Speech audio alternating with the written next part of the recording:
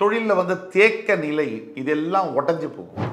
அதீத தர்ம குணங்கள் இதெல்லாம் ஏற்படும். துலாம் ராசி என்பவர்களுக்கு வேலை மாற்றங்கள் இப்போ இருக்கும். சம்பந்தப்பட்ட விஷயங்கள், டயபிட்டிஸ் சம்பந்தப்பட்ட விஷயங்கள்ல கேர்ஃபுல்லாக இருக்கணும்.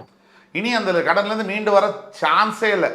அந்த கடன்லேருந்து நீங்கள் மீண்டு வர போறீங்க இதே வருஷம்.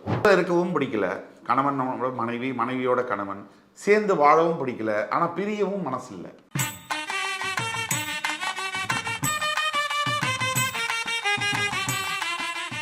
வணக்கம். வக்ரதுண்ட மகாகாய சூரியகோடி சமப்பிரபக அவிக்னம் குருமை தேவ சர்வகாரியேஷு சர்வதா. தென்னாட்டுடைய சிவனே போற்றி, என் நாட்டவர்க்கும் இறைவா போற்றி. அன்பர்களே, நண்பர்களே, இந்த புத்தம் புதிய காணொலியில் உங்கள் அத்துணை பேரையும் சந்திப்பதில் மிக்க மகிழ்ச்சி கொள்கிறேன். புத்தாண்டு, ஆங்கில புத்தாண்டு 2025. இதில் ராஜாதி ராஜயோகம் பெறும் 3 ராசிகள் என்ன சார்? இந்த வருஷம் நல்லா இருக்கு சார். இந்த வருஷத்தில் எந்தெந்த ராசிகளுக்கு ஃபர்ஸ்ட் கிளாஸாக இருக்கும் அந்த முதல்ல சொல்லுங்க சார்.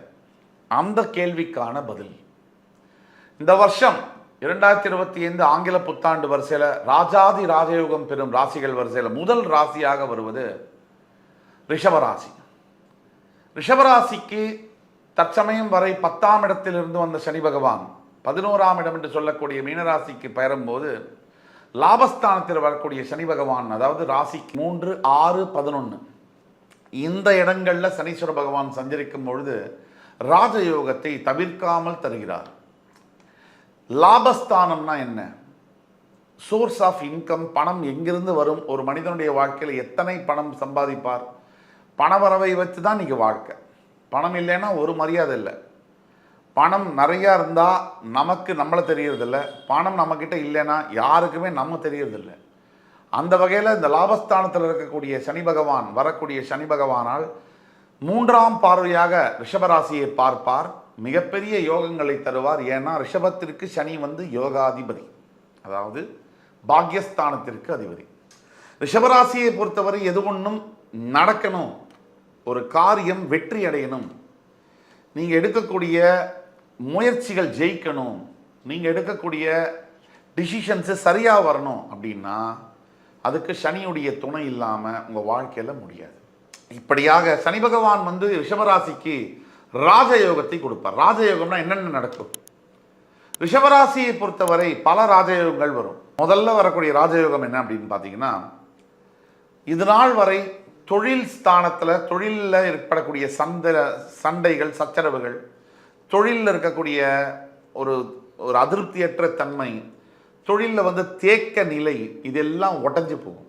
திடீர்னு வரக்கூடிய பூர்வீக சொத்துக்களாக இருக்கட்டும், பூர்வீக பைசாவாக, கோர்ட்டு வழக்கு சம்பந்தப்பட்ட பூர்வீக சொத்துக்கள் வர வேண்டியதாக இருக்கட்டும், அல்லது லாட்ரி டிக்கெட்டு, திடீர் அதிர்ஷ்டம் யோகமாக இருக்கட்டும், இதெல்லாம் ரிஷபராசி என்பவர்களுக்கு வரக்கூடிய வாய்ப்புகள் 100% உண்டு.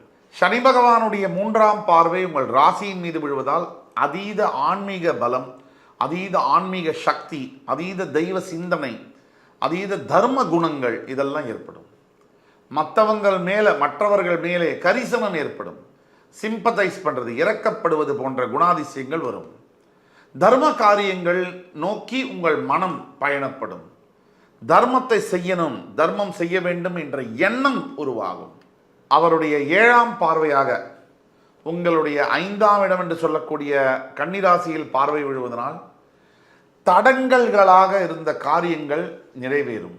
அதாவது இது நாள் வரை பல ஆண்டுகளாக தடைகளாக ஒரு காரியம் வந்து ஜெயிக்கலை, ஒரு காரியம் வந்து நடக்கலை, அந்த மாதிரியான விஷயங்கள் தடைகளை தாண்டி தடைகள் எல்லாம் உடைந்து அது வரலாறு படைக்கக்கூடிய அளவில் அந்த காரியங்கள் சித்தியாகும். இது ஒரு பக்கம்.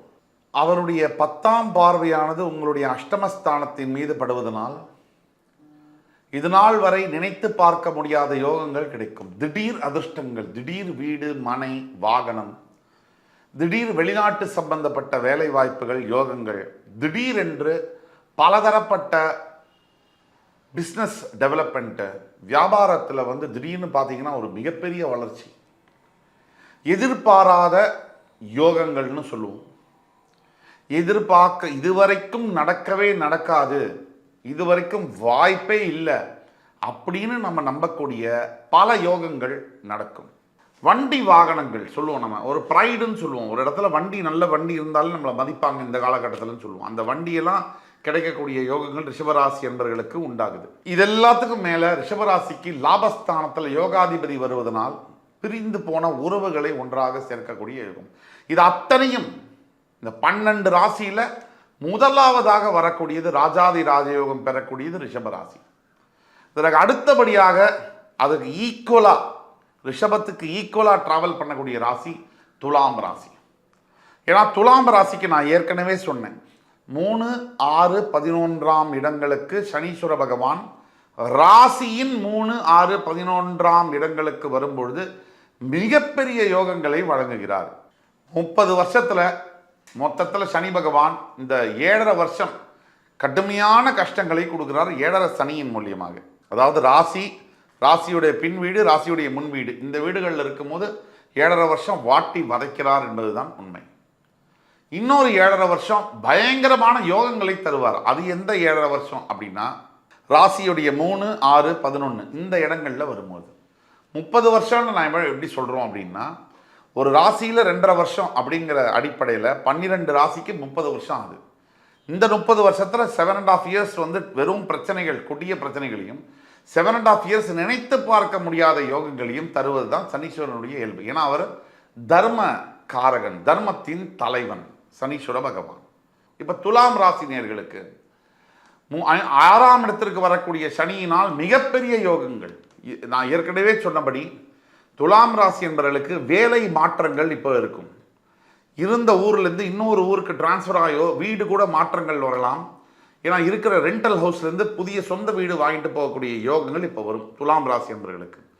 அதே மாதிரி இது வரைக்கும் 2 வீலர் யூஸ் பண்ணிட்டு இருந்தேன், ஃபஸ்ட்டு நான் என் லைஃப்பில் கார் வாங்குறேன், ஃபஸ்ட்டு நான் என் லைஃப்பில் ஃப்ளைட்டில் போகிறேன், இந்த மாதிரியான யோகங்கள் கிடைக்கும். சார் இது வரைக்கும் நான் ஒரு 25,000 earn பண்ணிட்டு இருந்தேன், திடீர்னு 1 lakh சேலரி, இப்படியான யோகங்கள் கிடைக்கும். இது ஏன்னா 5ஆம் இடத்திலிருந்து 6ஆம் இடத்திற்கு வரக்கூடிய சனி பகவான் தன்னுடைய 3ஆம் பார்வையால் உங்களுடைய அஷ்டமஸ்தானத்தை பார்க்கிறார். திடீர் யோகம்னா மிகப்பெரிய யோகங்களை குறிப்பது அஷ்டமஸ்தானம். அந்த மாதிரியான மிகப்பெரிய புதையல் கிடைக்கிறது, அதிர்ஷ்டமான யோகங்கள், மிகப்பெரிய வேலை மாற்றங்கள், பெரிய சம்பளம், நல்ல பதவிகள், இதெல்லாம் கொடுக்கக்கூடியது சனி பகவான். தன்னுடைய 7ஆம் பார்வையால் உங்களுடைய 12ஆம் வீட்டை பார்க்கும் பொழுது கண்டிப்பாக உயர் பதவிகள், உயர் இதெல்லாம் கொடுப்பார். அதாவது வெளிநாடு சம்பந்தப்பட்ட டிராவல்லாம் கொடுத்தாலும் உயர் இரத்த அழுத்தத்தையும் கொடுக்கக்கூடிய வாய்ப்புகள் உண்டு. பிபி சம்பந்தப்பட்ட விஷயங்கள், டயபெட்டிஸ் சம்பந்தப்பட்ட விஷயங்களில் கேர்ஃபுல்லாக இருக்கணும். அதே மாதிரி தன்னுடைய 10ஆம் பார்வையால் உங்களுடைய உபஜயஸ்தானத்தை பார்ப்பதனால் உங்களுடைய பஞ்சமாதிபதி, பூர்வ புண்ணியத்திற்கு அதிபதியான சனி பகவான் உங்களுடைய 3ஆம் இடம் என்று சொல்லக்கூடிய உபஜயஸ்தானத்தை பார்ப்பதனால் நீங்கள் எடுக்கக்கூடிய எல்லா முயற்சிகளும் அடுத்த 2.5 வருஷத்துக்கு டாப் கிளாஸாக ஜெயிக்கும். நல்ல முயற்சிகள் இப்போ எடுத்தீங்கன்னா, ஸ்பெஷலி துலாம் ராசியில் பணியாற்றக்கூடிய வக்கீல்கள், நீதிபதிகள், காவல்துறை அன்பர்கள், துலாம் ராசியில் இருக்கக்கூடிய அரசியல் மாமன்ற தலைவர்கள், துலாம் ராசியில் இருக்கக்கூடிய பல தொழிலதிபர்கள், துலாம் ராசியில் இருக்கக்கூடிய மிகப்பெரிய விவசாயிகள், விவசாயம் சார்ந்த தொழில்களில் இருப்பவர்கள், ஹோட்டல் அதிபர்கள், இவர்களுக்கெல்லாம் ஒரு பொற்காலம் அப்படின்னு சொன்னால் அது மிக இல்லை. அப்போ துலாம் ராசி இப்படி இருக்கு. வேற என்ன துலாம் ராசிக்கு அப்படின்னா, உங்கள் ராசியில் தான் சனி பகவான் உச்சம் பெறுகிறார். அவர் போய் ராசிக்கு 6ஆம் இடத்துல பாவகிரகமானவர் மறையும் பொழுது திடீர் யோகம், எதிரிகளை வெல்லக்கூடிய யோகம். இப்போ இத்தனை ஆண்டுகள் சார் இவர் ஆஃபீஸில் எனக்கு ரொம்ப தொல்லை கொடுத்துட்டார் சார், இவர் வந்து என்னுடைய ஆஃபீஸில் வந்து என்னை ரொம்ப பாடாப்படுத்திட்டார் சார், வீட்லேயே இருக்காங்க சார், மாமனாரும் மாமியாரும் சேர்ந்து என்னோட குடும்பத்தை ரொம்ப பிரச்சனை பண்ணிட்டாங்க சார், என் மனைவி என்னை எதிரியாகவே பார்க்குறார் சார் அப்படின்னா, அதே மனைவி உங்களை வந்து மிகப்பெரிய ஒரு அன்பு செலுத்தக்கூடிய ஒரு மனைவியாக மாறுவாங்க. அதே மாமனார் மாமியார் உங்களை புரிஞ்சு கொண்டு அவங்களுடைய மனசை வந்து மாற்றிக்குவாங்க. நீங்கள் வேலை செய்யக்கூடிய அலுவலகத்தில் இருக்கக்கூடிய மேலதிகாரி உங்களுடைய பக்கத்தில் இருக்கக்கூடிய நியாயத்தை புரிஞ்சு கொண்டு தன்னை மாற்றிக்கொள்வார். இந்த அற்புதங்கள் எல்லாம் நடக்கும். இப்போ துலாம் ராசிக்கு வேற என்னென்ன யோகம் வரும் இதனால் அப்படின்னு பார்த்தீங்கன்னா, அடுத்த 2.5 வருஷ காலத்துக்கு மார்ச் 29லேருந்து, அதாவது அன்எக்ஸ்பெக்டட்னு சொல்லுவாங்க, எதிர்பாராத திருப்பு முனைகள் அமையும். திருப்பு முனைகள்னா ஒரு சின்னதாக ஏதாவது ஒரு பிரச்சனைகள் வரலாம், ஆனால் அது பிரச்சனை திசை திரும்பி மிகப்பெரிய நல்ல ஒரு மாற்றமாக கை கொடுக்கும். இப்படி பல பண பரிவர்த்தனையில் மாற்றங்கள் வரும். ஷேர் மார்க்கெட்டில் நம்பி இன்வெஸ்ட்மெண்ட் பண்ணலாம். துலாம் ராசி நேயர்கள் ஷேர் மார்க்கெட் இன்வெஸ்ட்மெண்ட் நம்பி செய்யலாம். துலாம் ராசியில் இருக்கக்கூடியவர்கள் ஸ்டீல் சம்பந்தப்பட்ட, மேனுஃபேக்சரிங் சம்பந்தப்பட்ட, இரும்பு சம்பந்தப்பட்ட உற்பத்தியில் இருக்கக்கூடியவர்கள் எந்த கலங்கமும் இல்லாமல் உற்பத்தியை அதிகப்படுத்தலாம். அதே மாதிரி இந்த லேபர் ஏஜென்சிஸ் வைத்திருக்கக்கூடிய துலாம் ராசி என்பவர்களுக்கு மிகப்பெரிய ஒரு பொற்காலம். அதே மாதிரி மருத்துவத்துறையில் இருக்கக்கூடிய துலாம் ராசி என்பவர்களுக்கு மிகப்பெரிய கண்டுபிடிப்புகள், மிகப்பெரிய வியாதிகள், சொல்லக்கூடிய மிகப்பெரிய வியாதிகளுக்கான கண்டுபிடிப்புகள் இந்த ஆண்டில் நடைபெறக்கூடிய யோகங்கள் உண்டு.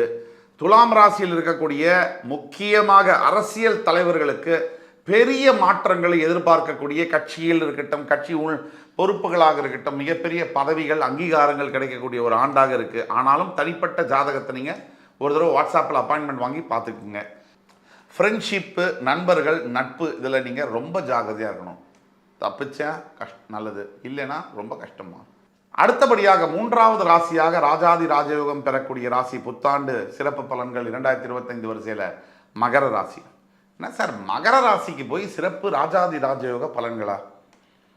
இதை கேட்கக்கூடிய மகர ராசி என்பவர்கள் ஒருத்தர் கூட இந்த விஷயத்தை நம்ப மாட்டாங்க, கண்டிப்பாக நம்ப மாட்டாங்க. அதுக்கு காரணம் என்னென்னா, அவங்க வாங்கின அடி அந்த மாதிரி கொஞ்சம் நஞ்ச அடி இல்லை. அதாவது எழுதுக்க முடியாத அளவுக்கு கடைசி 7.5 வருஷம் சனீஸ்வர பகவானுடைய 7.5 சனியுடைய தாக்கத்தில் அடி சுக்குநூறாக வாங்கினவங்க. நம்ம ஏற்கனவே சொன்னோம், ராசியின் 3, 6, 11ஆம் இடத்துல சனி இருந்தால் யோகம்னு. இப்போ சனீஸ்வர பகவான் 2 விதத்தில் மகர ராசிக்கு மிகப்பெரிய ஒரு மாற்றங்களை கொடுக்கிறார். அதாவது இது நமக்கெல்லாம் நடக்காது சார், இதெல்லாம் வாய்ப்பே இல்லை சார் அப்படின்னு மகர ராசி நண்பர்கள் நினைக்கக்கூடியது. ஏன்னா கடந்த 7.5 வருஷம் நீங்கள் பட்ட அவஸ்தையுடைய காரணம் கூட அதெல்லாம் நடக்கும். எது நடக்கும் அப்படின்னா, அதாவது சார் மிகப்பெரிய ஒரு பிரச்சனை சார், ஆஃபீஸில் வந்து பார்த்தீங்கன்னா வேலை போகுது அப்படிங்கிற சுச்சுவேஷன்லேருந்து மாறி அதே ஆஃபீஸில் ப்ரமோஷன் கிடைச்சா நடக்குமா? ஆனால் அது நடக்கும். இப்போ அது ஒரு பக்கம் சார்.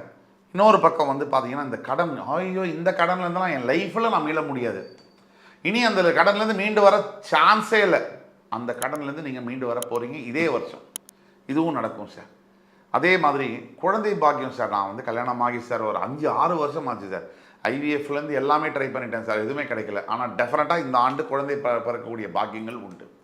அதே மாதிரி சார், எனக்கு வந்து திருமணம் ஆச்சு சார், கணவன் மனைவிக்குள்ளே ரொம்ப பிரச்சனை சார், வாழவே பிடிக்கல சார், சுத்தமாக பிடிக்கல, விவாகரத்து பண்ணவும் பிடிக்க முடியல, வாழவும் பிடிக்க முடியல. என்ன பதில், இதுக்கு என்ன சொல்யூஷன் தெரியல. இந்த மாதிரி இருக்கக்கூடிய துலாம் ராசி அன்பர்களா, மகர ராசி அன்பர்களா, இந்த வீடியோ கண்டிப்பாக நீங்கள் பார்க்கணும்.